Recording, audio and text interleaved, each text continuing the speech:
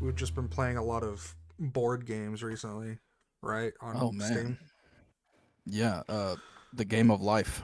Dude, the game of life is so fun though. I Yeah, it wasn't our first entry. Uno was, but the game of life is just ridiculously fun for no reason. For It no has no reason. business being that fun. And you said that the first one is better than the second one because it Yeah, has the mini games. I've played the second one, and it's a little quick. It's a little quicker in pace, but I don't know. It's just kind of boring. It's flashy, but it doesn't have as much substance. I feel like as I, the first one. I was looking at it on the Steam page or whatever the other day, and it looked like you could have like pets in it instead of kids, or also kids. Yeah, you essentially get the choice. So it doesn't force you to marry like it does in the first one, Okay. and you can still go down the life path and have a child. I don't think it forces you to. You can end up skipping that as well. And it gives you the option to pay off your loans. You know, when you got loans the other day, Right. and it just screwed you at the end of the game. Right. In this one, it doesn't. So you can It's luck based still, but you do have the option to pay them off. so you can just like pay them off whenever. Yeah, That sounds this sounds better, but I there's don't a know. few things that are better. I still think it's because when I used to play the game of life on the PS1 Oh jeez. on yeah forever ago, and the first one reminds me a lot more of that. So maybe it's a nostalgia thing, but I like the first one better. Yeah, I like the mini games. I can't believe that they took the mini games out in the second one. That Yeah, there seems are no mini games. that seems counterproductive. They just added more of the spinny games. You know, like spin to see who gets the highest number. You get paid. Yada yada. I mean, that's cool. Everyone loves getting paid in the game of life, but like I don't know. I think the mini games make it's kind of like a Mario Party Oh ish. man, Mario Party is a great game. that is a fun game. All right.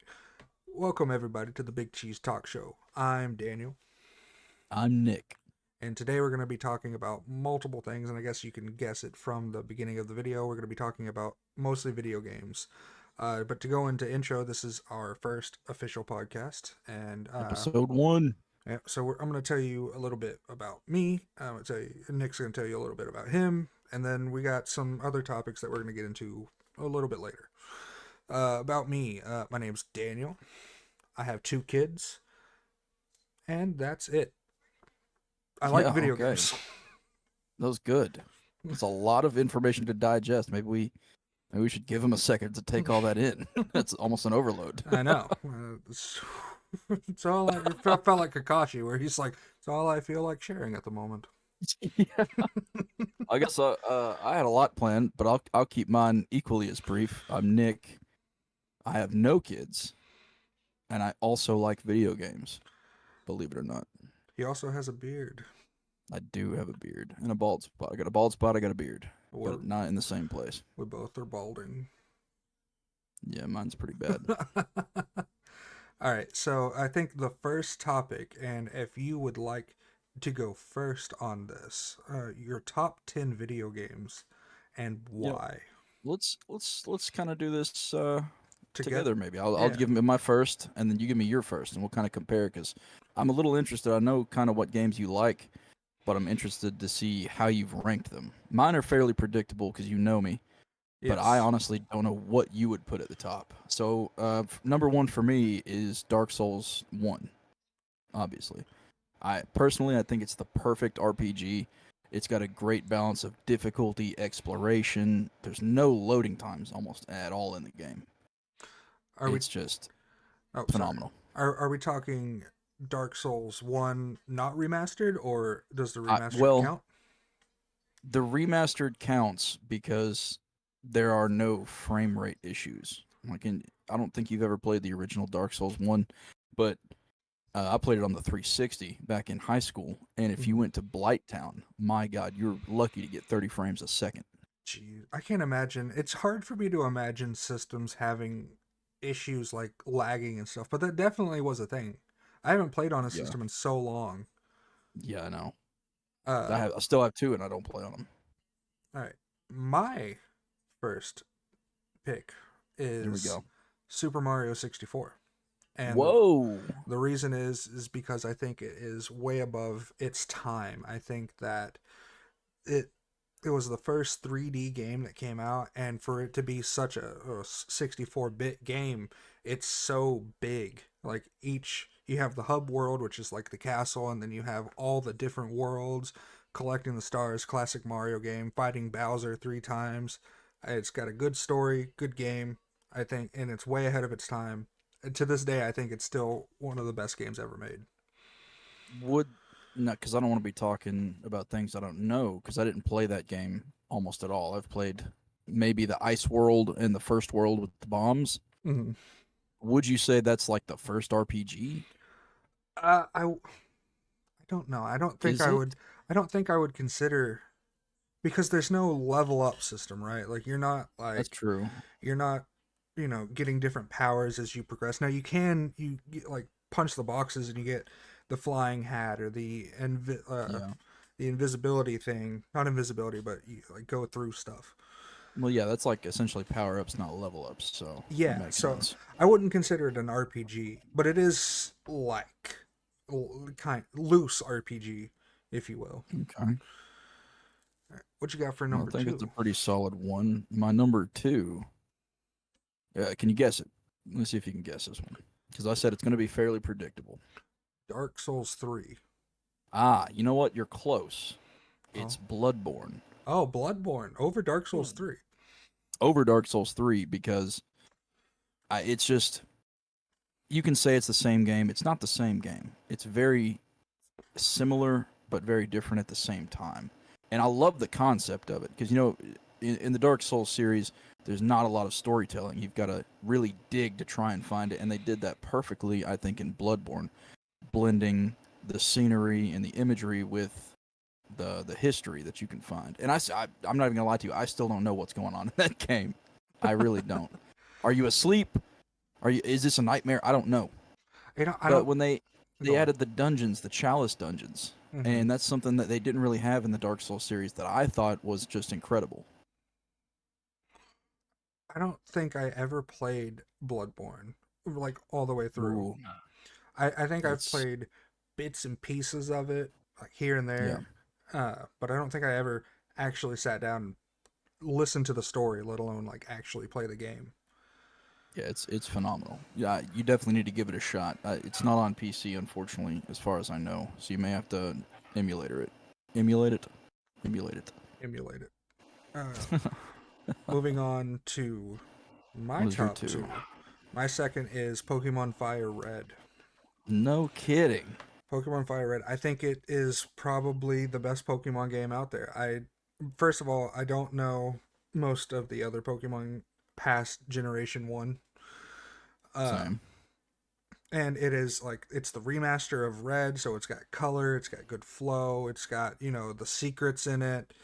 And that I would consider an RPG, even though you're not personally leveling up. You're leveling up your Pokemon and you're battling and you're going through different things, and Yeah, you I'd have, say because you're not the one fighting though, so it doesn't matter if you level up personally. So I'd still mhm, consider it an RPG. yeah. And like, there's secrets in it. Like you can go and get Eevee, all three of the legendary birds.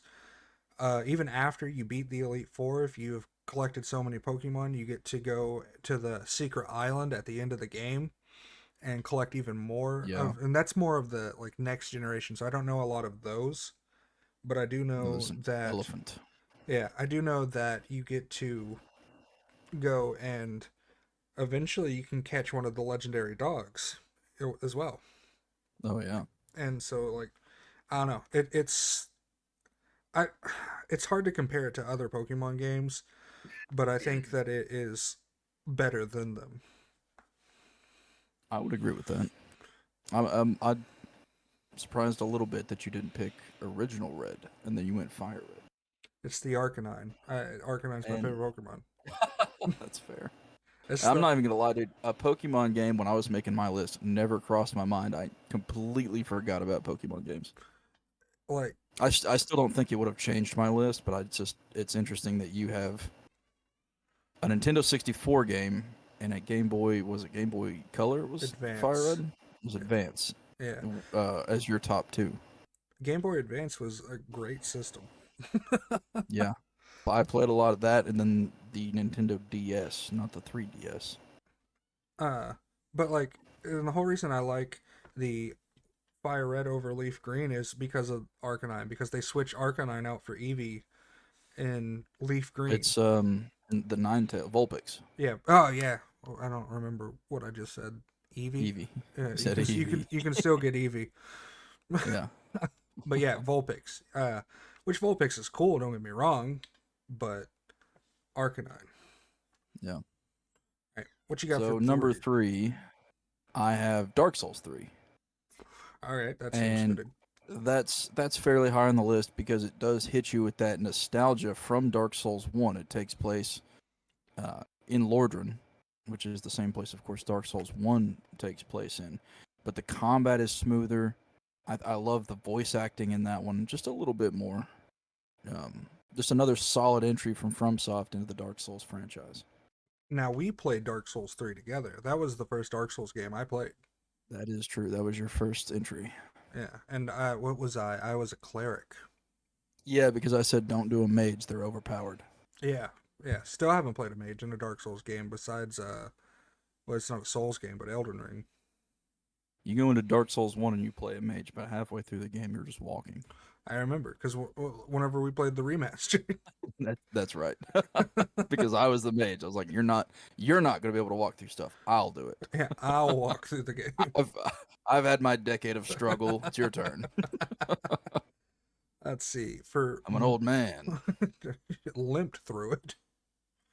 For my third game, I have The Last of Us. Whoa, okay. Not The Last of Us 2, which is a great game, but The Last of Us. And the whole reason is because of. So, first of all, I'm a huge Naughty Dog fan. I love Crash Bandicoot, I love the Uncharted series, and I love The Last of Us. But something about being in that world and you're scavenging, like ammo's hard to come by, you have to sneak around, you have to, and the multiplayer in that game was probably the best multiplayer I've ever played in a video game. It I like would agree. It was very interesting. it was so fun. It was like a And new take. the storyline of like for those who haven't played it, first of all, play video games faster. Second of all, the ending, I won't spoil it, but it's so good. So as soon as you said Naughty Dog, my first thought was, has Naughty Dog even made a bad game? Right? Hmm. So now I'm looking at their wiki page to see what all games. I didn't know they had so many games. They started developing in 1986 with Math Jam and Sky Crazed on Apple II. On Apple too. Apple II. Math Jam in 1986 and in 1987 Sky Crazed. What is an Apple II? Is it one of those like desktop things that you remember, Yeah, like in elementary school, they had those like it's see-through desktop computers? kind of it looks like someone put one of those tiny little box TVs on a typewriter. That's awesome. It looks a little ridiculous, but yeah, those were their first two games. And then wow, they've got Rings of Power, Way of the Warrior. They did Jack and Daxter. I did not know they did Jack and Daxter. Jack and Daxter is a phenomenal game series. Absolutely. Like So, Naughty Dog is one of the companies that I would argue has just gotten better over time. And I also read the other day that they are in development of The Last of Us 3. I don't know how true that is, really but if it is, I would be playing that. interesting. Okay. Yeah, I did not hear about that at all. Wow. Okay, so my number 4, it's going to be fairly, like I said, very predictable. It starts breaking down after number 4 for me, and it's Dark Souls 2. Now, it's my least favorite of the Dark Souls series. The movement's a little clunky starting out, but I will say it's a new world. It's a different developer, so you've got a new take. Essentially, it's a breath of fresh air into the Dark Souls franchise. And even though the movement is a little weird, you've got the stat. It's vitality, I think, Hmm. or dexterity. It's something I don't remember. And you increase that, and then it increases the speed at which you do things like rolling and using items and stuff like that. And I absolutely loved that was a thing because it almost made you feel so weak, which is you came back from the dead. You're supposed to be weak and just awful.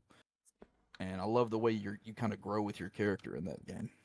I've played a little bit of 2. Now, whenever we were playing 1, we had this idea that we were just going to go through the Soul series, like straight back to back. But we beat 1 and then we didn't go all the way through 2. Yeah, well, because I started to, and I'd seen everybody online say if you play it on PC, you have to have a controller. Yeah. And I was like, nah, I don't need it. Yeah. And I tried to start it up, and dude, you need a controller. You really do. If you, I did the same thing. I yeah, was like, this is not good on keyboard and mouse. no, it is not a good port. Uh, So I think if we ever get controllers, we'll have to go back and dive into that. I have a controller somewhere around here. Yeah, it's right here, right in front of me. Would you I look was at about to say I'm looking at mine now. this? My fourth one is gonna be Skyrim. Whoa. Skyrim. So I mean, Skyrim is a great game. It's got magic. It's got sword and shield. It's got arrows, stealth. Really good RPG. Granted, I will give everyone that it has been oversold all the time. I mean, it absolutely. came out in 2012, right? I mean, I get it. I'm also tired of seeing Skyrim, but you Yeah. cannot deny that whenever it came out, it was amazing. When it first came out, I think the first experience we had, because I remember sitting at your house on Christmas, the day it came, or the The year day it I got came it, out, yeah, the day you got it, and we were both blown away at how amazing it looked. Now, of course, if you go back and you look at it now, you're like, what were we thinking? right. But I agree, and the world encounters were pretty dynamic. But I do think, of course, it's been oversold because it's been, what, 10 years? It's been 12, Long 12 12 years, something years. like Yeah, that. 12 years. And I think mods have really propped that game up for as Was long as it's been out. Yeah, that was going to be my next talking point on it is that the mods in it make it replayable because you can For add sure. stuff, you can take stuff out, you can add different spells, different abilities. Like well, there's like that. What's that mod? The The curse? no. Oh yeah, that's a good one. But not a specific mod, but the mod pack that I got. I forgot what it's called. Oh, Novus. no, Novus. Novus. That's Yeah, right. that mod pack is amazing, and those who don't know about it, you should check it out. And if you have the ability, I would recommend it. Check the PC requirements. It's fairly heavy. Yeah, it is a massive. It makes Skyrim into like a 250 gigabyte game. It's another COD. No, I did see your gameplay and it looked incredible. I loved the graphics. Just the new movement alone was nice. Yeah, it turns it more. I don't want to say Souls like, but it's like it's what it wants it to be. Yeah. It's not as fluent because Skyrim is not a Souls game, but so like those games flow a lot better with the movements that they want you to do. But it does have Okay. good movements like that. So I got coming in at number 5, Fallout New Vegas.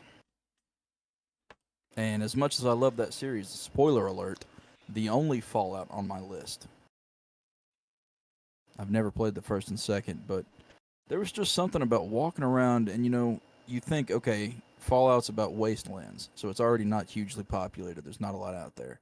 And then you see New Vegas and you're like, okay, so it's a wasteland and a desert. There's really going to be nothing out there. But they've done such a great job of populating it so you have diverse encounters and there's always something to look at. And if not, you've got the radio with some banger songs on there.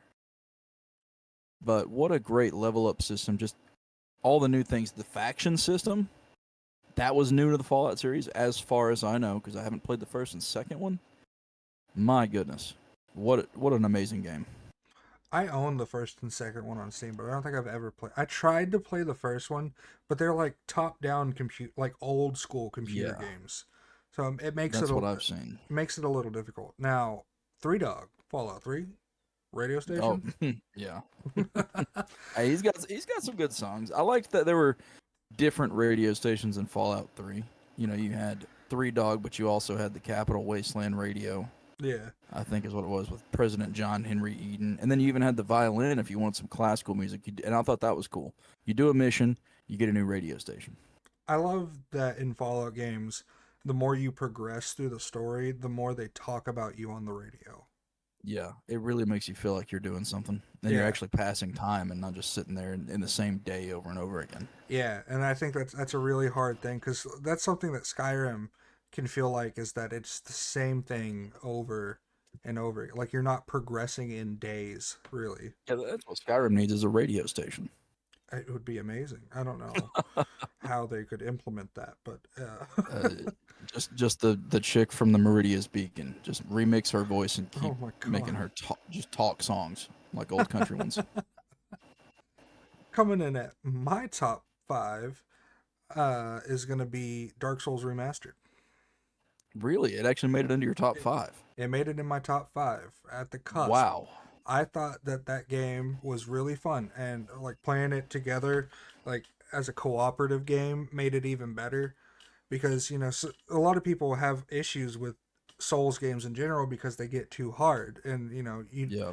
they're too big. You don't know where to go because it doesn't hold your hand. It doesn't guide you where you're supposed to go. So it can Yeah. be really intimidating to get into that. But I think that we did it together. It was fun. The story was good. The remastered specifically because I haven't played, like you said, the first one. Uh, but I thought the graphics looked really good. It flowed really well. I mean, yeah, it's difficult, but I thought it was But in an a amazing game. manageable way. Yeah, yeah, and especially with someone there. Like granted, you were a Yeah. mage, but Hey, I wasn't much help in the beginning of that game. One hit and I'm dead. But dude, fun little story about how I got into Dark Souls. Back in high school, Elijah, Mhm. one day he was just talking to me about it. I'd seen him play it a couple times, and he's like, "Dude, I think you would love this game." And I was like, "Yeah, I got nothing better to do. I'm gonna head down to GameStop. I pick up Dark Souls one on Xbox 360. I bring it home, throw it in, and he's like, "Now listen, bro, it's really hard." And I'm like, "Yeah, whatever. Games are hard. I'll play it." So I pop it in. I'm sitting down, dude. I'm so excited, and I get to the tutorial boss, and it's one of those. It was one of those situations where the more you fight him and the more you lose, the angrier you get. So the worse you play, which makes you even more angry, and it's just a vicious cycle. I died to this thing about 30 times. And I'm just sitting here raging, talking about how I'm going to break this disc and throw it away and return the game and all this and that. Dude, I'm angry. I finally beat it. He's like, dude, just stay behind it. I'm like, I'm trying. Right? So I finally beat it, do a little cutscene, get to Lordran. And he goes, all right, bro, now just go up the stairs. I'm like, dude, there are 5 sets of stairs here. What stairs? Because I'm angry at this point, dude. I am furious. And he's like, the ones on the mountain. I'm like, what are you talking about? Because there was no screen sharing back then, dude. I couldn't Right. see what he was talking about. So finally, he's like, "Okay, do you see the well?" And I'm like, "Yeah." He's like, "All right, look to the right of that." I'm like, "I don't see anything," because you've seen them; they blend in over Yeah, there. they blend perfectly in.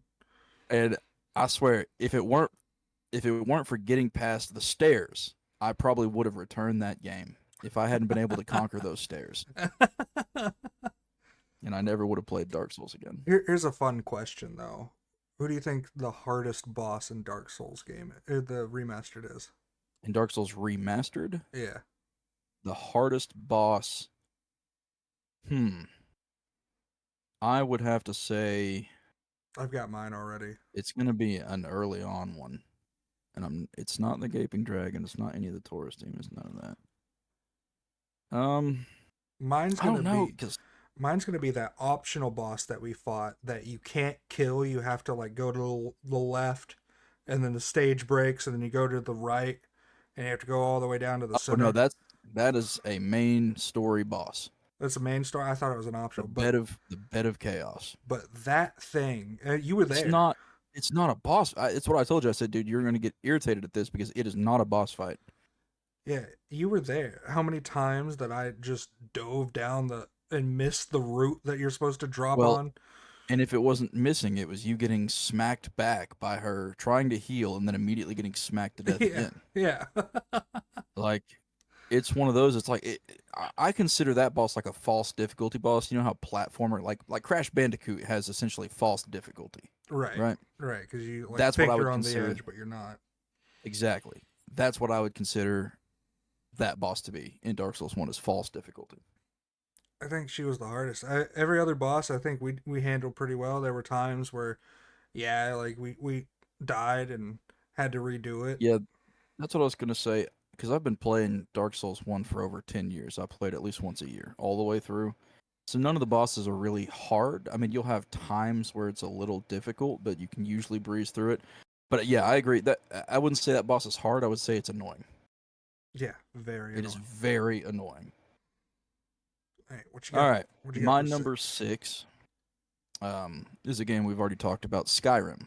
Oh, Scott, yeah. So it did make it onto my list because I feel like if you're going to talk about some of the greatest games of the last 15 years, that's one of them. You can't deny it. I agree. I mean, Skyrim, at its core, forget the special edition, forget the anniversary edition. At its roots, is an amazing game, Yeah, especially absolutely. especially for being back in what 2012. You know, great game. I have my complaints about Skyrim, like I'm sure everyone does, Yeah, but you the cannot. removal of some features. Yeah, but you cannot deny that that game is still being sold. Well, it's still being sold and still playable. Like, a lot of games that are like 10 years old, you try to boot them up on your PC, it doesn't work. Yeah, they You don't got to have. go to you got to like Fallout New Vegas or Fallout 3 is a good example. When Yeah. I bought that game on Steam the first time, I could not get it to work. So I refunded it. And I think I've told you this, but the Hmm. second time I bought it, it was on sale and I'm like, I'm going to get this thing to work. And I'm going through Steam discussions, I'm going through Reddit posts, I'm going through Nexus mods, and essentially had to trick the game into thinking I was running a Nvidia GeForce RTX 9000 to get the 9,000. game to run. Yeah. Not even out yet, as far as I know. uh, Just to get that game to run. yeah, a lot of games, especially from the PS3 360 era, don't have longevity. No. But Uh, Skyrim is definitely one of those that has gone the distance. it has, and it might be one of the only games that has come out of that genre or generation that is still being remade and played. Yeah. I'd love to see a Fallout 3 remake. Give me Fallout 3 and give me Fallout New Vegas and I'll be happy. Just you don't have to remake them. Well, you do, but just throw them in the Fallout 4 Yeah, engine yeah, and just go with it. I'll be happy with that. yeah. Same. New Vegas is another one that's got its longevity that made it out of Yeah. that generation. Yeah, there are few games that I play consistently, usually at least once a year. Dark Souls 1 and Fallout New Vegas are up there for me. My sixth one is going to be Mario Kart. Really? Yep, and I'm not going to get specific on which Mario Kart. I Double love them. Dash. Uh, no. Whoa, you didn't like the GameCube Mario Kart Double No. Dash? I liked it. I liked it. But Okay. I Let's say that was my childhood. Come on but now. I liked I like Mario Kart. And that's what I'm gonna leave it at, is that I'm not gonna give you 64, the new one, Yeah, but just something, as a whole. yeah, something about like couch co-op games, and which I really wish would come back. And that's something that's really sad about what I think about video games, and we'll get into that later. But I wish that Yeah. they would make couch co-op games more. Well, and I wonder too, and we'll probably touch on this topic later, but I'll go ahead and bring a little bit of it up right now. I'm wondering now that you've said that, if it's one of those, hey, let's take away couch co-op and only make it online play. That way, two people individually now have to pay for subscriptions to online services. Because if you're not on PC, you're paying to play online. That's true. We'll get into that later. I have a Yeah. whole rant about couch co-op that I want to go into, Oh, but beautiful. Mario Kart specifically, I still play it to this day. Like I have, or you're one of them, friends that come over on Saturday, and one of the things we used to do, we do a bunch of ththings. We play board games, we play Magic the Gathering, but one of the things we used to do also was play Mario Kart. Mario Kart's such a good game, and it involves, four people. You take turns. Yeah. It's so fun. Yeah. Nintendo definitely, I feel like, has the couch co-op currently cornered. Yeah. We'll get into it later. What's your Yeah. seven? Number 7 is an instant classic, as soon as it was released. Left 4 Dead 2. Nah, yeah, I knew that would make it on your list.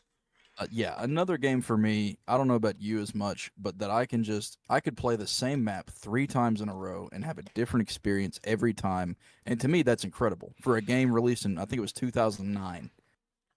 They were using the AI to do incredible things. I thought Left 4 Dead would be higher on your list.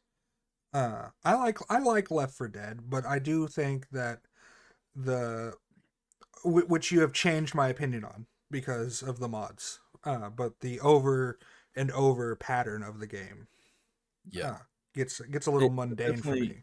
it definitely gets a little extra length, I guess, Y- from the mods, the workshop mods, Yeah, for sure. but like in the base mod or in the base game, it's like, oh, let's go do this one thing. Now there's a horde. Now there's a at the end there's a tank. Throw some specials, throw a witch in there. Now, like I said, Well, the mods have changed my mind. I yeah, do think it is a better game than I thought it was because of the mods. yeah. Well, and it's just there's a lot of things that it has done as one of the few really good zombie shooter games that just the other ones don't do, and it's as low as it is on my list only because for me personally, it is a co-op game. Yep. I don't really enjoy playing that game single player. Well, it goes back into couch co-op. Exactly. But what is your number 7? My number 7 is going to be Smash Bros. Because see above. It is Excellent title. Yeah, it is a great couch co-op game. It's fun. It's competitive. That's another thing that we used to do on Saturdays is everyone bring over their GameCube controllers or Pro controllers for the Switch, and we would just play Smash Bros. Ultimate for hours, just competing, and it's so fun. And then like the Ultimate has so many characters in it, and again, I'm not going to go into which one is my favorite. Star Fox. I can tell you my favorite character. It's not Star Fox. I like Star No, Fox. that was mine. That's mine. I like Fox. Don't get me wrong. My favorite character to play would probably be okay. So that depends on which game. Uh, if we're going 64, Yeah. Donkey Kong was my favorite character to play. All right. Melee, it was Mario or Luigi, all the Really? way. Ultimate, I really like Little Mac. Well, I've heard he's him and what is it? The Wii Wii Sports. Sports Trainer. Yeah, I've heard they're kind of OP. The Wii Sports Trainer is very haxed. Piranha Plant is also very haxed in that game. Really? See, I Very. think the only Smash Bros. Game I ever played was Melee. Melee was Uh, a phenomenal game. I Yeah. I love Melee. There was one on the Wii. I think it was Brawl on the Wii. Just the Wii, not the like Wii U or whatever. Yeah. Uh, That but probably gets glossed over. yeah, it was a good game. I thought Brawl had a really good story mode, but nostalgically, I want to say the 64 one because that one was really fun as a kid, especially. But I would say Ultimate might be my favorite just because it's got good graphics. It's about the same game, and but I mean, the character diversity in the game itself, like each character feels different. did they Besides, stick to the core of the game? Like they yeah, didn't go yeah, crazy trying to change mechanics or anything like that? They yeah, didn't. yeah. It's at core, it's still Smash Bros. Now, I mean, there's Okay. like Marth and that female version of Marth. Some characters are identical, but What, Darth? I Garth? can't. Is it Garth? I hope it's Garth. I don't think it's Garth, but I wish it was. Some of the characters feel the same, but the amount of characters is enough that you can have anything that you want in a fighting game. Okay. What Well, you I've got? got number 8 for me is actually going to be the classic, not the new, Star Wars Battlefront 2. Nice, beautiful This game. is a game that as a child on my PS2 at my dad's house, we lived out in the country, there was nothing to do. No neighbors to play with, nothing. So I'm just in there playing 2 games, Crash Bandicoot and Star Wars Battle. Well, 3 games. I had Motor Mayhem, Oh, which I had debated on putting on this list, but it's not that great of a game. It's just I think I played it so much because it's one of the few games I had. mm-hmm. But Star Wars Battlefront 2 Classic it did a lot of things that I really enjoyed, and maybe it's because I was kind of pigeonholed into certain games, but being able to like rank up from a private to like a general by completing medals and actually getting like weapon increases. It's not like a pay to win thing. Like you're skilled, you unlock it, you get it, and then being able to command um, AI to follow you based on your rank. I always thought was one of the coolest things in a video game back then. Now we used to play this, like even as late as like high school. Well, I mean, we played it recently together, Yeah, but we like a used to couple months play it. ago. We used to play it in high school together too.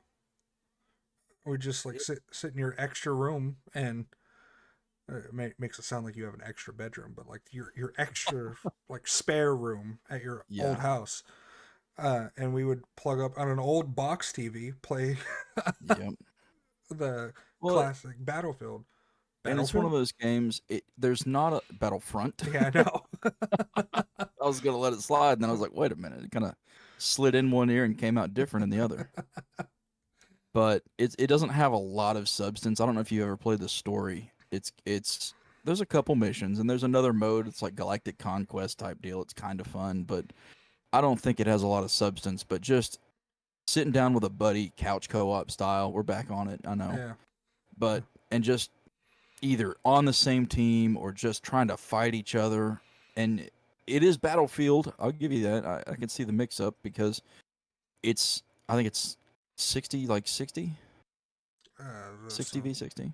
There's a this, lot of AI. yeah, there's a lot. I don't remember the exact number. Yeah. And it's just, I loved that because it was one of those large scale battle games as a kid. It kind of like COD when I played Call of Duty 1. I mean, there wasn't a ton going on in that game visually, but it was fun. Yeah, COD's a different, just different. Yeah. All right, All right. What come do you got? my number. What is it? 7? No, 8. 8. 8 is Uncharted 3. I was Uh, wondering where that was going to be on your list. That's yep, one of the ones I figured you'd put on there. yep. Uncharted 3 was the first Uncharted game that I played. Now I've heard the second one's better, and I really enjoyed 4 as well. But 3 was it was, I believe, the first game I ever got on my PlayStation 3, and Really? I loved that game. I played the crap out of that game. The story was really good. The What would you call it, parkour aspect of like climbing on stuff and jumping Yeah. to other stuff. That was really fun. Another Another game where it doesn't give you a whole lot of ammo, so you have to like, you're shooting with one gun, you run out of ammo, so you run up to a guy and knock him out, take his gun, then you just keep going. Really good story. Really and good another game. entry by Naughty Dog. Yeah, of course. Your favorite studio returns. Yeah, but Now I didn't play that game a lot. I remember watching you play it, and you looked like you were having a lot of fun. So I'll agree with you. It's a good game. it was really good, and I would recommend the Uncharted series to anyone who has not played them. I don't know I much think about Legacy. That's like a spin-off type Uncharted series, but 1, 2, 3, or 4, solid. I think they released a collection, I think they did too. so you I'd can get have to all the look. games. It's on. It was on the Naughty Dog's wiki. So I don't know what all games it includes, but Uncharted Legacy of Thieves collection. Yeah, I know it's a PlayStation exclusive. Some PlayStation games are coming to Steam. I think Legacy is the only Uncharted game that is on Well, Steam. we'll see Yeah, because we'll get into some of that later. yeah, That's coming up later for sure. yeah. Um, What do you got for so 9? actually, number 9 is for me Call of Duty World at War. World at War. That World makes at sense. War. It was a toss up between that and Modern Warfare 2, the original one, because World at War was the first game I ever got for my Xbox 360. Oh, So I had surgery in 7th grade and had saved up birthday money, all this and that, and bought it. And I had played it once at one of my, I think it was my dad's friend's houses, and I was like, dude, you can blow somebody's head off in this game. I want this game. The graphics look so cool, and I love World War II stuff. So bought this game, and then ran through the campaign in one night, and then realized there were zombies. Mm, And zombies. that was a game changer. That was the Yeah. first entry they brought zombies to. And it was so unique and it was so fun for a Call of Duty game. Because I had played Call of Duty 1, 2, Modern Warfare 2, Modern Warfare, all of those games. And Hmm. this one was just, it hit way different. Now, I'll agree that World at War had the best story mode of any Call of Duty. Yeah. Uh, Well, and it was co op. yeah, and I I haven't played that many Call of Duty campaigns. I played World at War. I played Black Ops 2, maybe Black Ops 3. So one other one. There's so many. Probably Ghosts. I bet you played Ghost. Ghosts. That was really, but World at War was really good. I remember really enjoying that game. And you're right, Zombies was a completely different. Black Ops 2 Zombies for me was life changing. Yeah. I mean, really, their first couple of entries with zombies were phenomenal. I think after they stopped, Black Ops 3 still had some good maps, not the greatest, but really they started to decline with and after Black Ops 3, in my opinion. What was the Black Ops 2 one with the staffs? Origins? Origins. Origins was a great map. Yeah, Origins. Dude, Elijah and I, because, we're Easter egg fiends, Right. and there were a lot of those, like, buried. You've got to have 4 people. I think Transit, you may have had to have 4 people to do the Easter egg. When they Buried released was fun. Origins, it was one of the few that didn't require 4 people to do. You could do it solo, you could do it with 2, you could do it with 3, whatever. And we spent months trying to beat that because any number of things would happen. We would die and we'd have to restart. I was still I think when that released and we were trying to beat this, I was in college. So sometimes I'd have to go to class when he was available or he'd have to go to work. All these different things happened. And I came home from Christmas one year and we sat down and I was like, I am not going to sleep until we beat this Easter egg. And we sat down, I think it was 9 p.m. And by 9 a.m., we're still sitting in front of the TV about to beat the Easter egg, and we finally did it. Yep. That's crazy. We 12 did. hour gaming sesh. I really enjoyed Origins. I really enjoyed Burial as well. I thought Burial was it was just fun. It was really cool. They Uh, added the witch and the free perk you can get. The time grenade thing yeah. I thought was very interesting. A I lot of cool things they brought. I remember whenever that map first came out. Of course, we couldn't like Google everything uh right off the bat. So I remember like discussing rumors like, "Oh, is that little girl Samantha? Is it not?" Yeah. See, that's what I miss kind of about the internet not being as available as it is now. Back Right. then, a game drops and you're like, it's discovery. You're not Right. just going to rush and say, I want to do this thing to say I've completed it. I'm going to look it up. Back then, it was, I'm discovering what's going on in this game. I'm not looking up stuff, I'm figuring it out. And it gives you that sense of satisfaction. Yeah, it's like that was it Mario 64 L is real 2041. You ever do that? No. So I laughed because I wanted it to seem like I did, but I didn't. oh nice. I think that's even better actually. Uh I think so outside if you run into the castle and you go through like the basement door like you're going to go downstairs and you go towards the boo area where like all the ghosts are. Yeah. There is a fountain out there and on the fountain it says L is real 2041. And back then everyone was like, "Oh, you can unlock Luigi." And there were so many like different tries like people thought that you had to run around the fountain 2041 times. There's just Oh, like wow. different stuff like that to unlock Luigi. Because that's what the Uh, fountain says. It says L is real 2041. I'm assuming no one ever unlocked Luigi. No, so Luigi was supposed to be a playable character, but something, and they scratched him from the game. Gotcha. Okay. So Mario, I guess, was supposed to be a multiplayer game, or you could pick between, but they didn't do it. Multiplayer would have been really cool for that game. Oh yeah, it would have been great. Very cool. All My right. So wait, you're number 9? Were we still on my number 9 right there? Yeah, we were because we were doing Call of Oh, we Duty. went on a tangent. Okay, go ahead. My number 9 is It Takes Two, which Really? I don't think you've ever played that game, but No, I think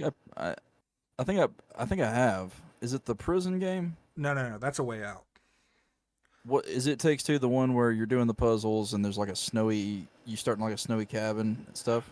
No, It Takes Two is me and Caitlin played this game together, and it's a good game to play with your like significant other, I would say, uh, because it was one of Caitlin's first games that she ever played on PC.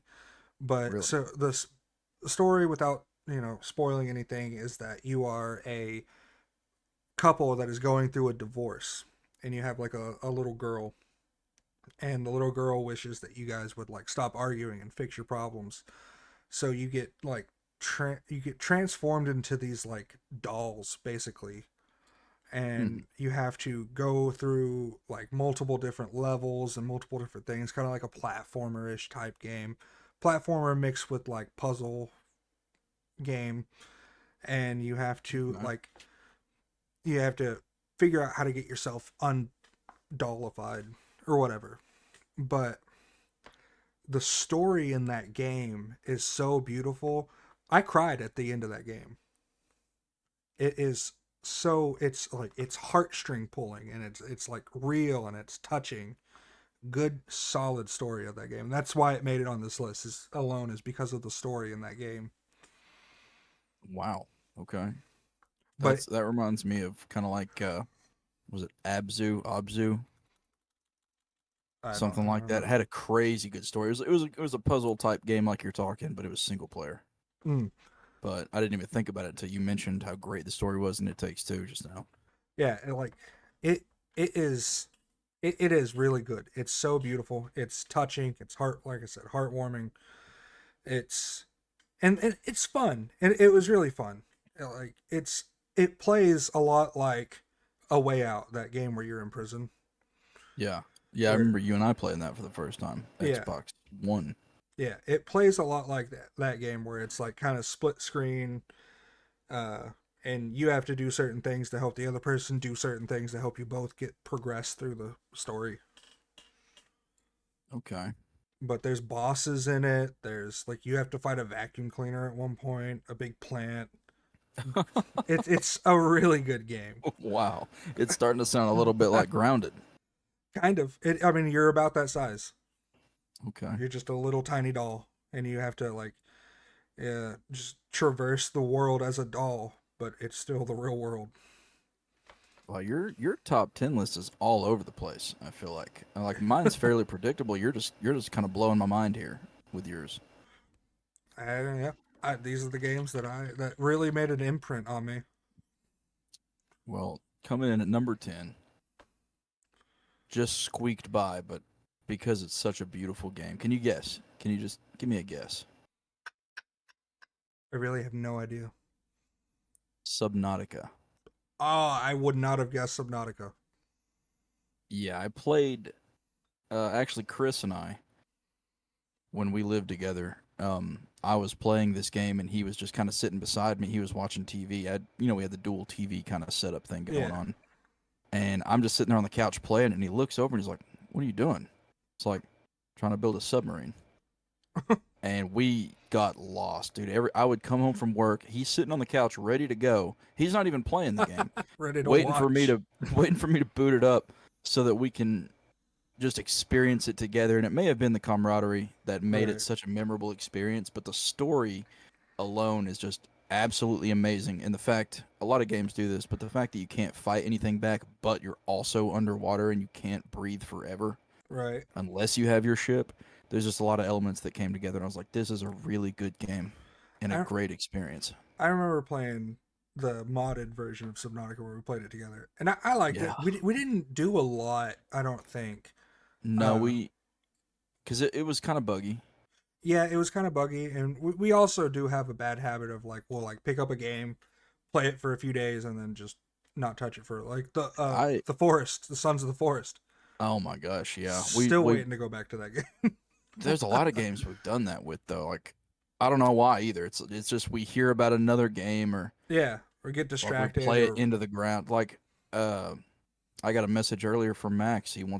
There's a new update for Valheim dropping, and he was like, oh, "You about ready to be a Viking again?" I was like, "Yeah, it has been like actually 4 months since we touched that game at all because we played it for one straight solid month and haven't touched it or thought about it since." we did, and Yeah, I think I'm ready. it was like we were really into that game too. Oh yeah, did everything. Yeah, everyone was getting into it.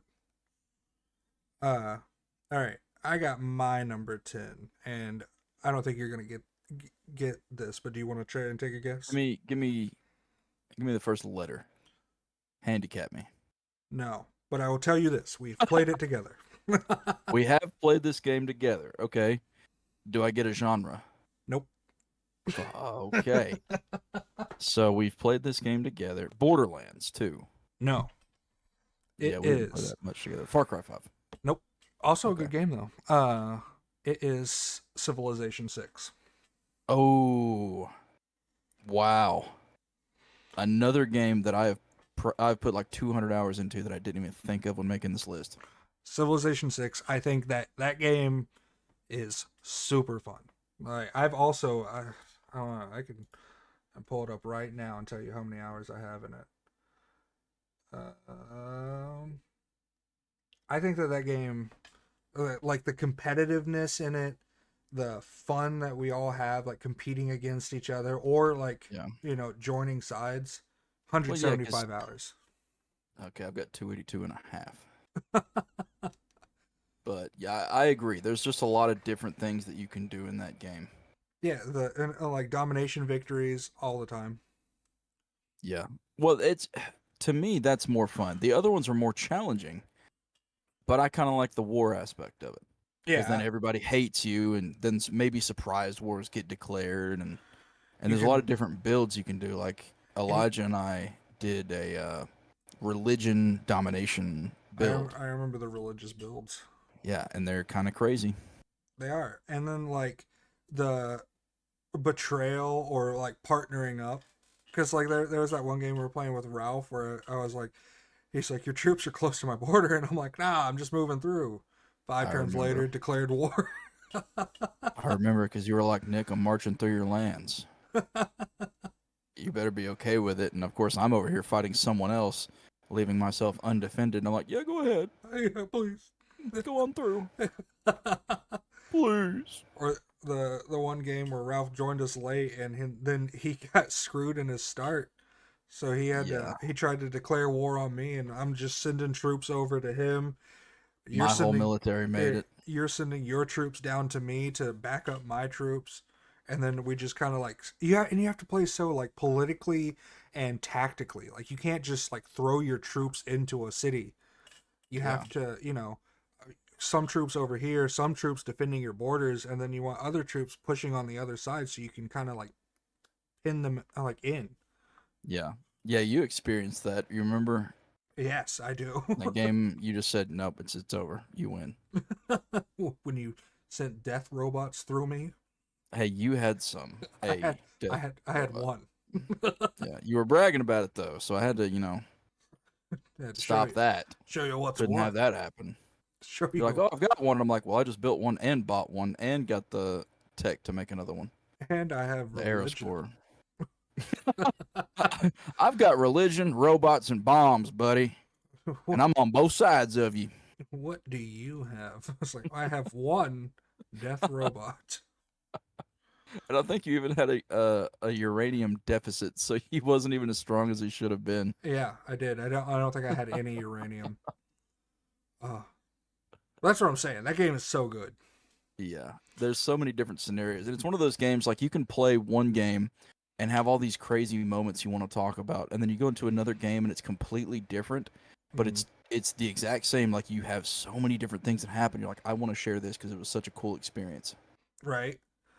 But okay, so now that we've gone through our list, do you have any that you would change that you didn't think Um, about, or any honorable mentions?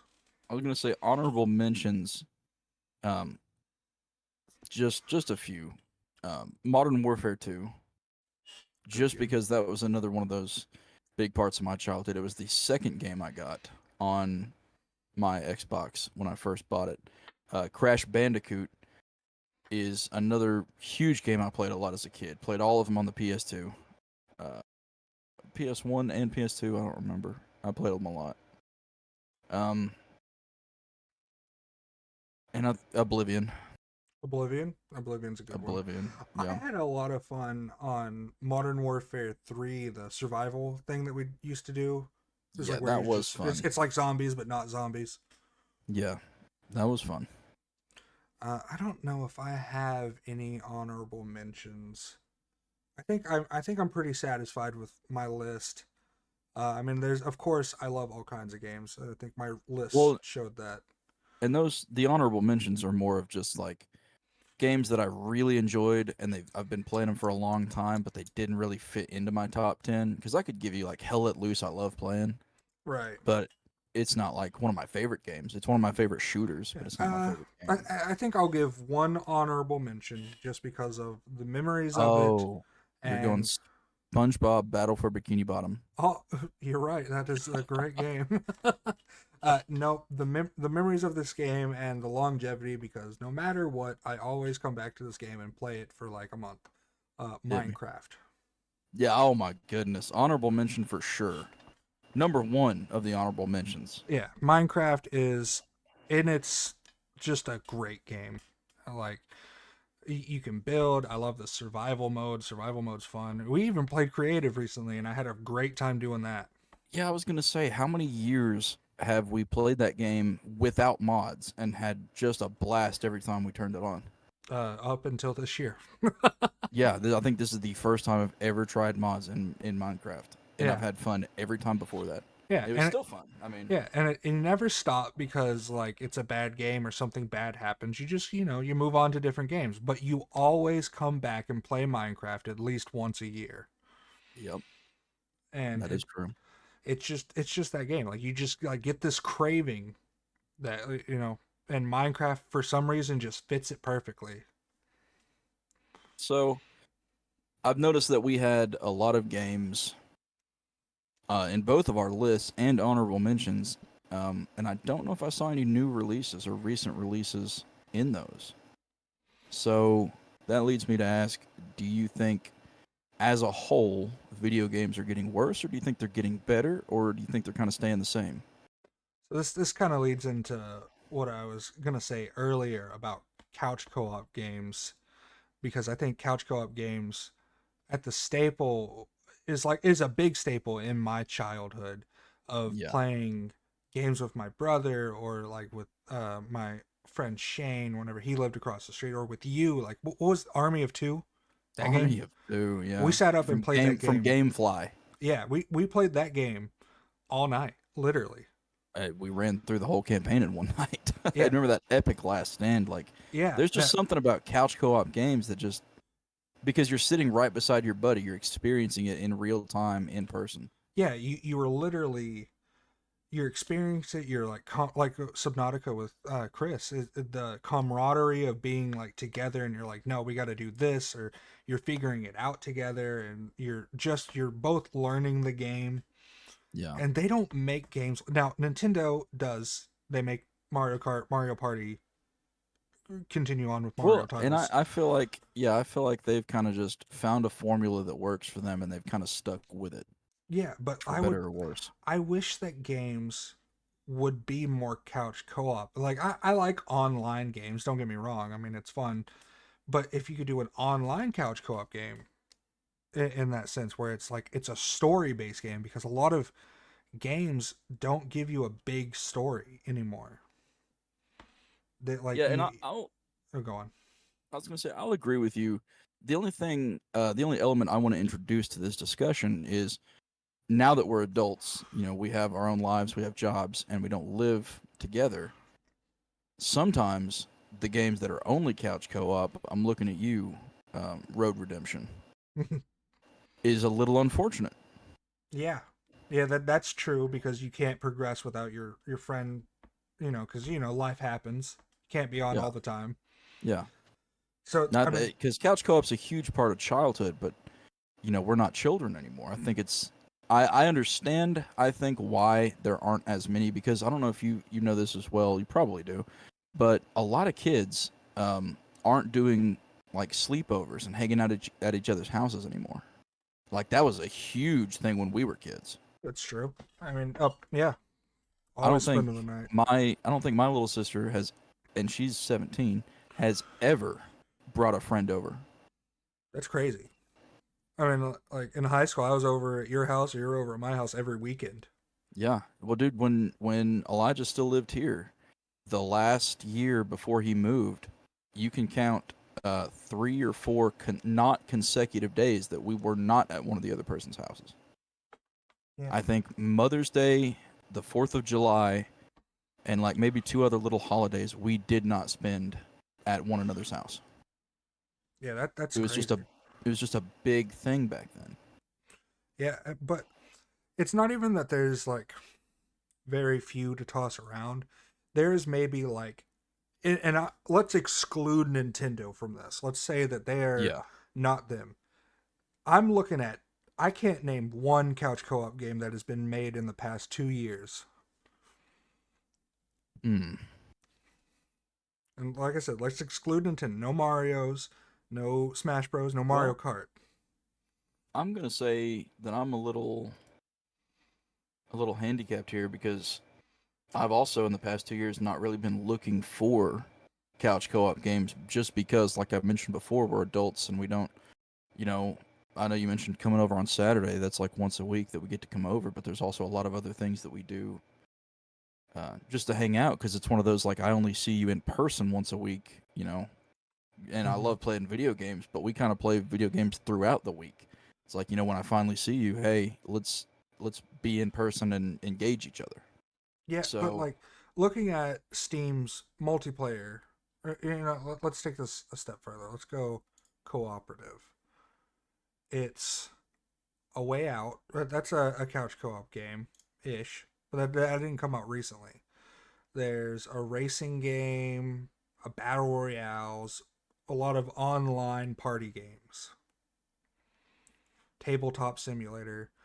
There's not a lot of Fallout 76. There's not a lot of games that are giving us a story to go along with the. It's just kind of like mindless playing. yeah, Actually, you know what? I'm about to eat my own words. Baldur's Gate 3 is one. that's couch co-op. It's not couch co-op, but it is a good. It's a story-based multiplayer game that has a big Okay. story, a See, good story. I'm looking right now on online for. I'm bypassing Steam because I feel like it's a little harder to find. I'm looking for the most recent local co-op games. I went to Steam because 20 that's what I imagine. 2019. I imagine most people are on Steam. But you got like Destiny 2, Destiny's. It's got a Ugh. story, but it's not not that big. Uh, Apex Legends, another battle royale. War Thunder, battle royale.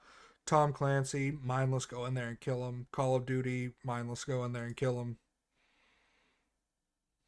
Castle Crashers. Castle Crashes didn't come out recently, but phenomenal. That's another honorable Yeah, mention right there. yeah, that is a fun one. But like See, Arise, December 3rd, 2020 is supposed to be local co-op. Arise, is And that? Stranded Deep actually is local co-op. I tried Stranded Deep a while ago and I didn't really like it. But I did, Really? but I think I got confused on what I was supposed to do. Like I know the basis it's a survival game, but there was something I got stuck on. I can't remember what I was trying to do, but I got really stuck and then I was like, screw it. Okay. I don't But know if I've ever played it, so I can't chime in on that one. the core Oh, topic here we go. 2K21 PGA Tour local multiplayer, baby. is that golf. Yes. Oh, you know what? You know what? Bring it right back to Nintendo Wii Sports. Okay, Wii Sports, but Mario Golf. Mario, oh god, yeah. I used to play Mario Golf on the old GameCube. I played. Whoa, hey, Portal Reloaded. Have you seen this? I have not. I played Mario Huh. Strikers on the GameCube, I believe. Maybe that was also the Wii. That was the soccer, and I played it on the GameCube. Yeah, okay, then it was the GameCube. Yeah, That was a great game. it was a really good game. I'll give you that. But Wii Sports, that was a good couch co-op game. Get the whole family involved. Bowl, Yeah. play baseball, golf, box. And it was a workout. You But know, oh, go on. I feel like something that's because I'm more in the vein of video games are getting worse. Now there are some there going to be some hidden gems in there, but as a whole, I think they're getting worse. And I think there's I mean you could touch on a few topics. I think microtransactions have really hurt games Oh, massively. because yeah, sure, maybe they lower the price of the game, but I don't feel like they're putting as much content into it, and then they're adding all these little things that just make you want to spend money on it, whether it's pay to win or cosmetic. But you've got stuff like that. You've got some poor publishing decisions, and I'll touch on some more of that later when we reach our last topic. But for example, the Epic Games Store. I know you've been hearing me rant about Epic Games, Mm-hmm. but there are maybe I had a chart from 2022, I believe, of all the Epic Games exclusives. I think two have made back the money. One of them made back $100,000 on I think it was a 15 or $20 million investment, and there may have been one more that was like two or $300,000, somewhere roughly around there. So poor publishing decisions have really hurt some of these games. Now the developers aren't hurting because the way Epic Games is doing things is, well, they were. They're not doing this anymore. And I think it's because it's been kind of a money sink for them. But they were saying, hey, developers, give us your game for a year, 2 years exclusive, and we'll give you all of the money that you would have made had you released it on another platform. So the devs are making back all their money. That's good. At Now that least. they don't get any royalties from the game sales until Epic has made back what they spent on the game. So in the long run, it's hurting them because they're getting the bare minimum payment to break even on what they made or what they spent making the game, and then they don't get any royalties because no one's using the Epic Games Store. So if Epic Games isn't making back their money, they're not going to see any royalties on those games until that happens. Yeah, But then you also have things. Oh, sorry. Go ahead. no, no, no. I'm going off on a different tangent. Go on. Oh, I was going to say because I'm kind of trying to keep on track here. My mind's kind of going all over the place. But rushed releases, I feel like, have also made video games worse because you get people hyped up for a game, you release something that it's subpar from what you advertised, and then a lot of people lose interest in the game. You built up all this hype, and then you crushed your fan base, Mm-hmm. your consumer. And I feel like that as a whole is kind of just dragging down video games. Yeah, I think take and this I think is a good example. And I keep bringing it back to Nintendo, but I think they're such a staple in video games. I don't think it really matters. Take like Mario 64 and put it up against like Mario Wonders that just came out. So 64, it is a 3D game. You're going around the world, you're exploring multiple different levels, you're experiencing multiple different things and different obstacles, you're jumping and all that stuff. And it's like from the back of Mario. Now, Wonders is a 2D, or it's 3D but 2D. You know what I mean? Kind of like Paper Mario. Kind of, but like so it's three dimensions, but it's a 2D side scroller, so you can only go left, right, Oh, up, okay. down. Yeah, Uh, I see. I think that you're limiting your game for no reason. I'm not saying Mario Wonders is a bad game. I'm a big Mario fan in general, but I don't understand the limiting process of your games. Well, and they're also sticking with their brand, and they're trying to, I guess, reinvent the wheel. They had their great era of side-scrolling platform games back when that was roughly, the best they could make. Right, but are you? So Super Mario Odyssey, have you played that? Yes. Yeah, fantastic 3D Mario. Hmm. Super Mario Sunshine was an amazing game. Right, but are And you? I understand what you're saying. It doesn't really make sense why you're going back to that 2D format. Yeah, and like it's like so like you had these good games and you're not trying anything new. So you're trying to recreate the past but differently in a new game. Do you think maybe it's like a nostalgia grab? I mean, it definitely could be part of it, but I think it's also is that the fact that those older games were great and they can't capture that lightning in a bottle again. Well, because they've been beating a dead horse for X amount of years, decades. Yeah. Now, I do think that video games as a whole within the next like 30 years are going to all transfer to VR. I think, and like we're already seeing stuff like that. Yeah, I've seen. There's a game I actually really wanted to play. Arizona Sunshine. Have you seen that? Yeah, seeing that. I've And also it's wanted to play. VR only. Yep, I've also wanted to play that game. I have an Oculus Quest 2. Uh, and then like games like what's it called? Blades and Sorcery. Have you seen that game? Yeah. That's a fun game to And play. see, so I feel like, um, just because of like, so you remember when the Wii came out, and it didn't really do that great. It had a great premise. It's, hey, look, you can physically move and do stuff in the video game. It's trying to make you seem like you're more interactive with the environment of the game, but it ultimately didn't do too well. And they kind of Hmm. went away from that. They had the Wii U and then slid straight into the Switch, which goes back to their roots without all the motion. Because Right. Xbox has tried it with Xbox Connect. Sony had something, the PlayStation, whatever it was called. I don't even. It was terrible. I don't remember. I feel like VR is going to be kind of like that. It's almost like a novelty, Hmm. and it's had its big intro, and a lot of games were like, hey, let's jump on this bandwagon. And personally, I feel like with the price tag, it didn't do too well, and I feel like they're going to kind of slide away from it personally. Right. But are we saying that immersion makes the game better, or does story make the game better? I think it depends on what you're looking for, because for me, I can turn off all the lights in my room, load up Skyrim with some mods, and be fully immersed. Hmm. I don't need to put on some glasses and be like, oh man, I'm walking around in this world. Right. I mean, sure, that's cool, but I don't need that to get fully immersed. So I guess it depends on the individual. Right.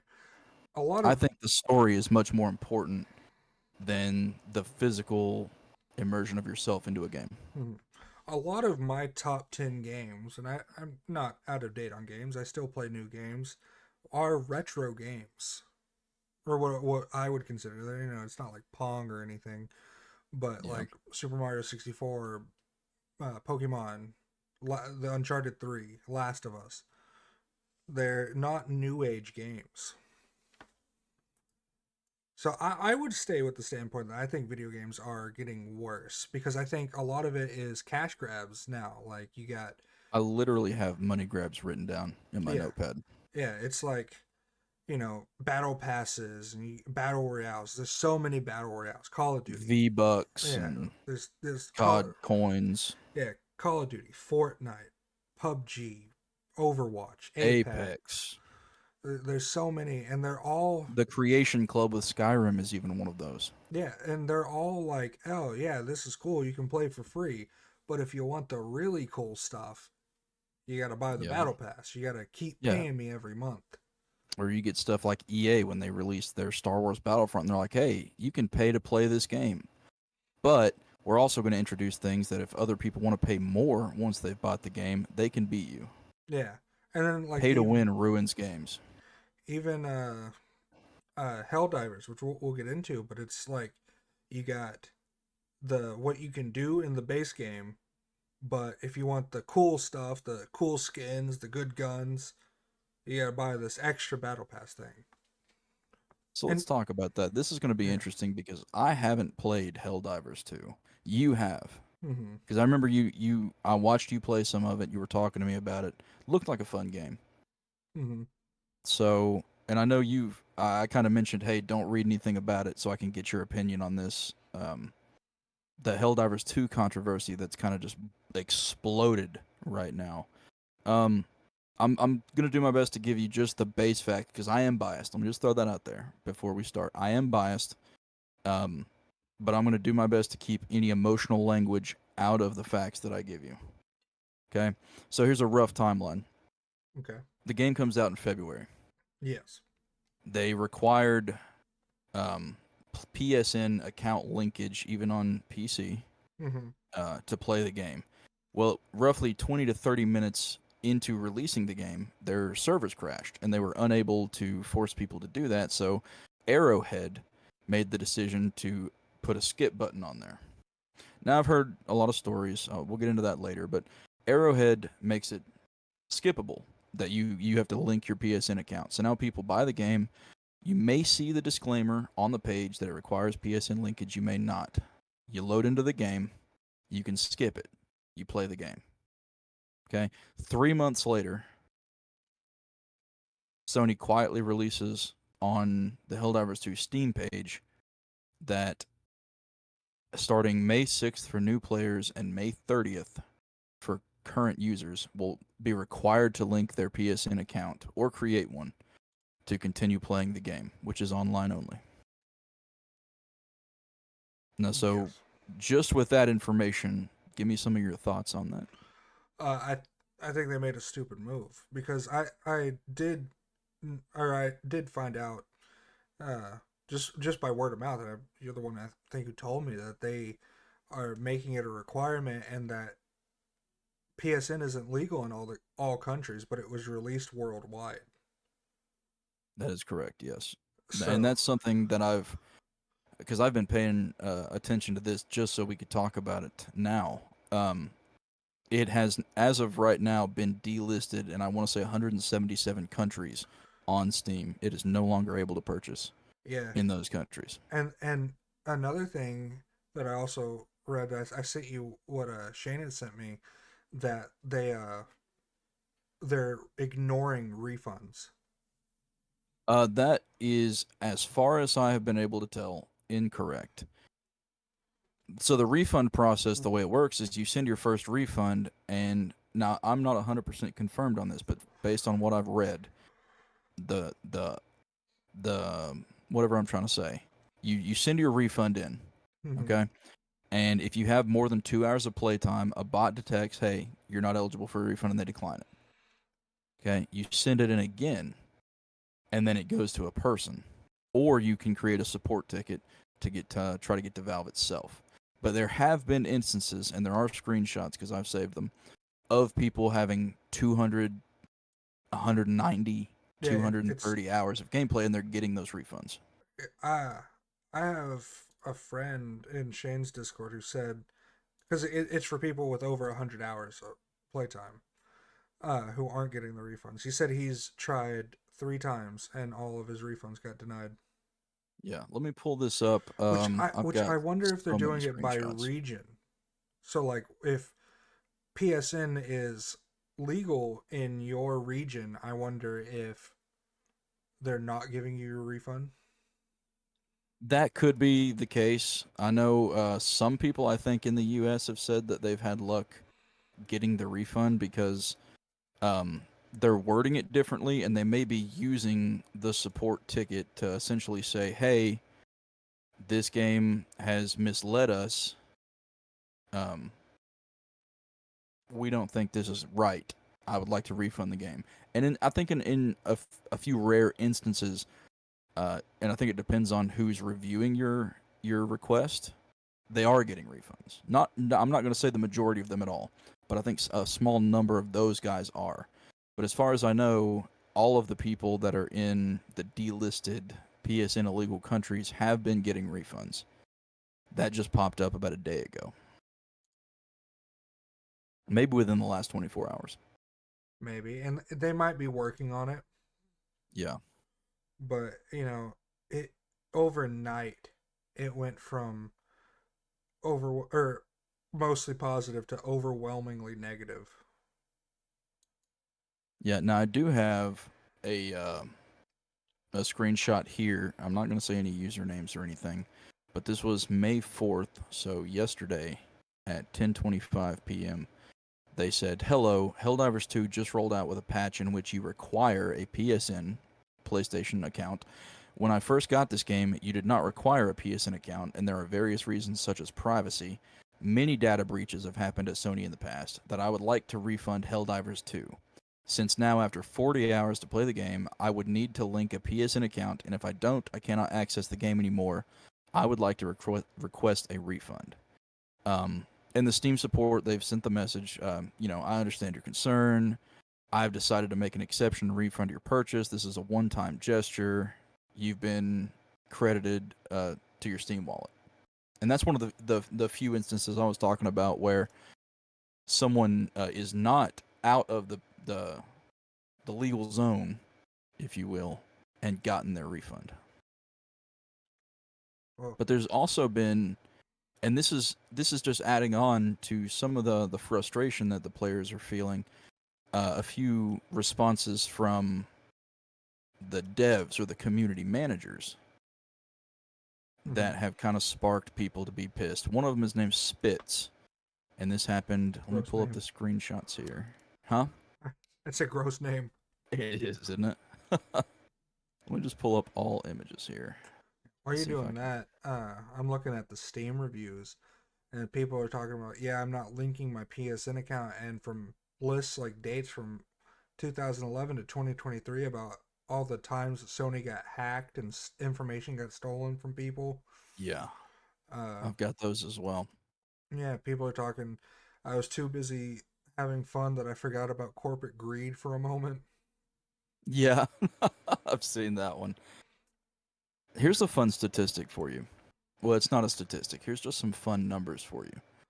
So the game review wise was doing fairly positive. They had a couple negative reviews in February when the game first came out, most likely due to bugs, anything like that. But the game has enjoyed a fairly positive reception review wise. And if you look at the charts, I'm on SteamDB. Friday Mhm. the 3rd, when this first came out, so I'm sure a lot of people at this point had not heard of the game.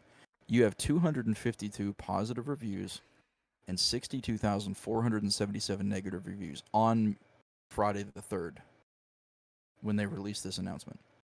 You go to the next day, there are no positive reviews and 114,303 on Saturday.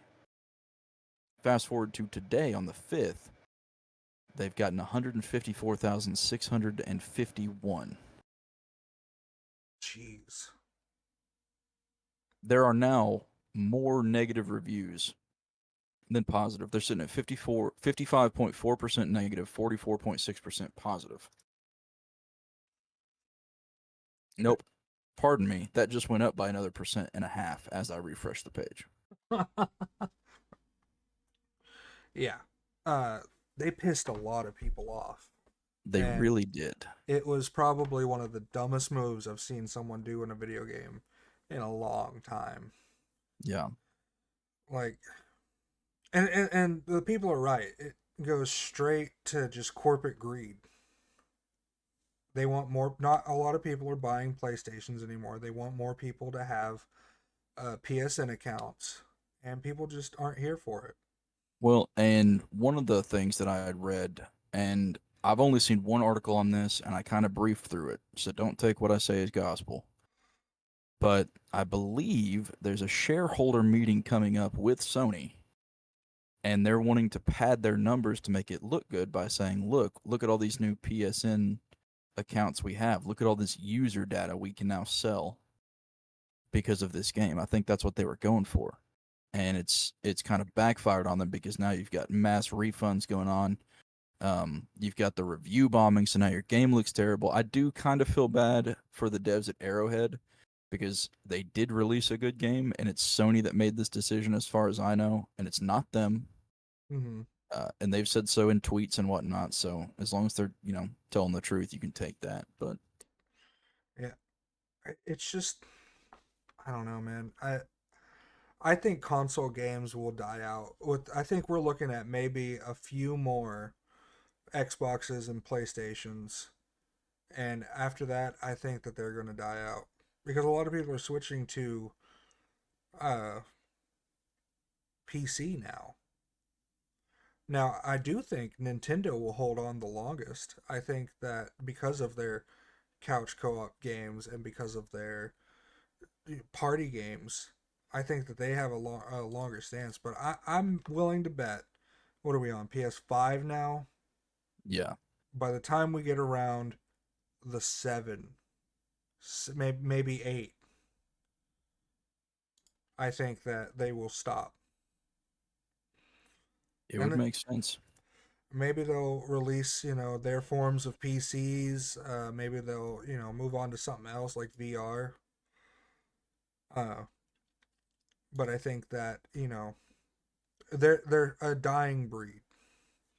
Well, and you couple, so they have this obvious disaster. They've had the multiple data breaches, Yeah. right? And let me see if I can pull up this screenshot here I took. They've done something last year, around December, that was fairly shady. Here we go.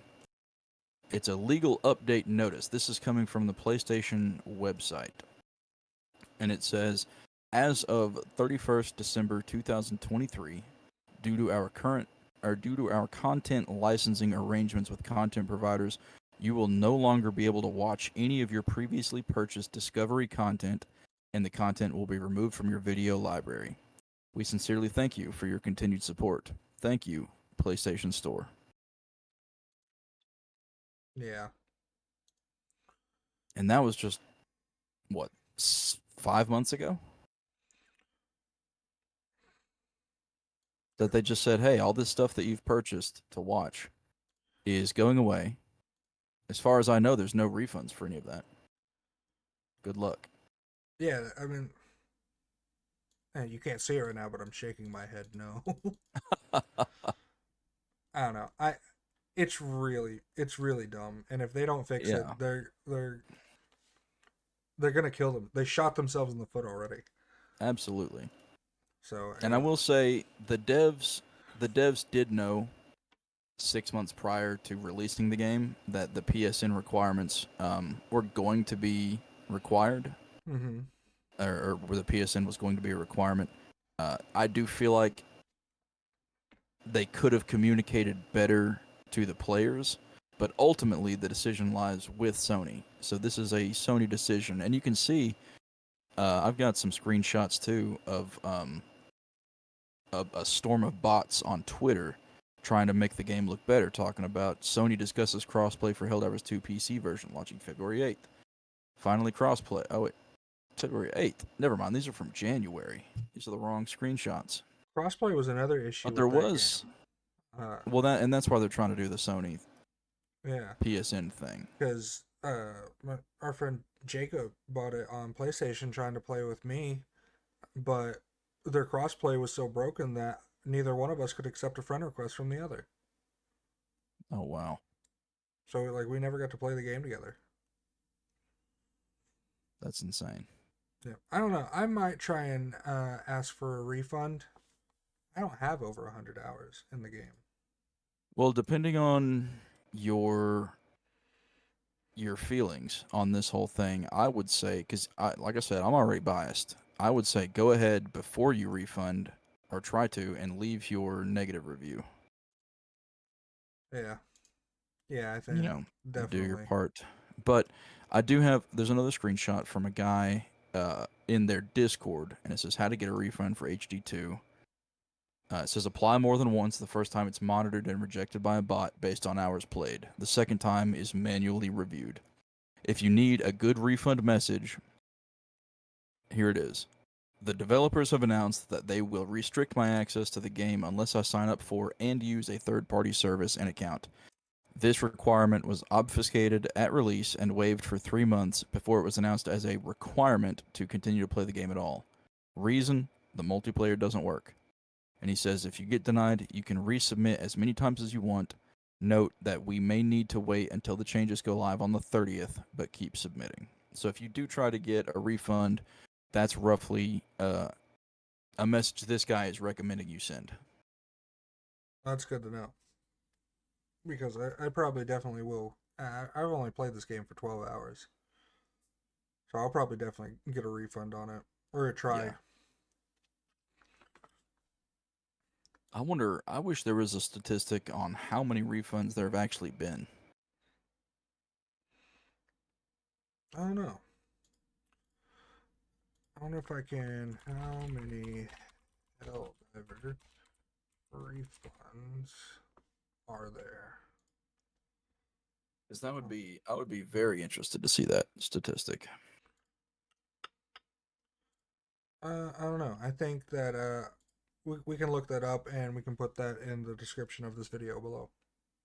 Yeah, if we can find it, Yeah. for sure. But I believe that sums up our time. Do you have anything else you would like to say? I don't. I think we fit a good bit of content in here, and I'm pretty happy with it. Yep, I am too. And if you guys like this video or podcast, make sure to give it a thumbs up. Make sure to follow, subscribe, do whatever you want to do. Don't dislike it. I don't really care. Don't dislike it, please. I don't care though. I don't care. Please don't do it. Please don't hit us with 10,000 bots. Please. I'm looking at you, James. Yeah, we're looking at you, James. Shout out. All right. Well, would you like to do the outro? No. All right. Well, until next time, guys.